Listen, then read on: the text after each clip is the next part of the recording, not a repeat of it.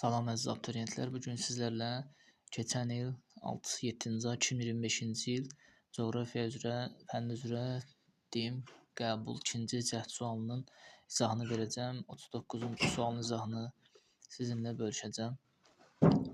Sualın şərtini deyilir: A və B məntəqələr arasındakı ən qısa məsafə miqyası 1/32,500,000 miqyaslı olan xəritədə 16 santimetrdir və bu xəritədə məsafənin neçə kilometr təhrif olunduğunu hesablayın.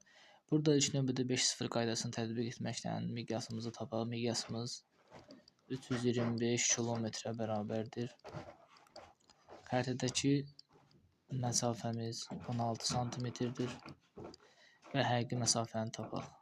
Verilənlərə uyğun olaraq həqiqi məsafə də bərabərdir 325, yəni miqyas vurulsun xəritədəki məsafə. 325 vurulsun 16. 325-i də 16-ya vursaq 0, 3 yaddı, 5, 1950, üstə gəldik 5, 2, 3, 0, 2, 5200 kilometr. 5200 kilometr həqiqi məsafə tapmış olduq.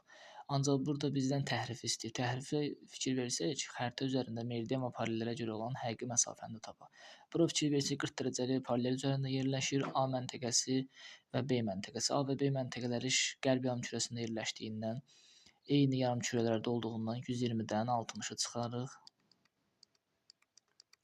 60 dərəcə qalır. Və bunlar da 40 dərəcəli paralel üzərində yerləşdiyindən 40 dərəcəli paralel üzərində bir dərəcənin uzunluğu 85,4 kilometrdir. Ona görə də 60-ı 85,4-ə vurarıq. 60-ı da 85,4-ə vursaq 0, 0, 0 üstə gələn 6, 4-ün 24, 2, 32, 3 yadda 51. 1-0-ı da silməklə 5124 kilometr tapırıq. Bizə verilən ölçülərə uyğun məsafəmiz 5200 və meridian və paralelləri tapdığımız məsafə 5124-dür. Təhrifi tapmaq üçün 5200-dən 5124-ü çıxırıq. Cavab 76 kilometrdir. Bizim təhrifimiz 76 kilometr olacaqdır. Düzgün cavab variantımız C variantı. Videonu izlədiyiniz üçün təşəkkürlər. Kanalı abunə olmağı və bəyənməyi unutmayın.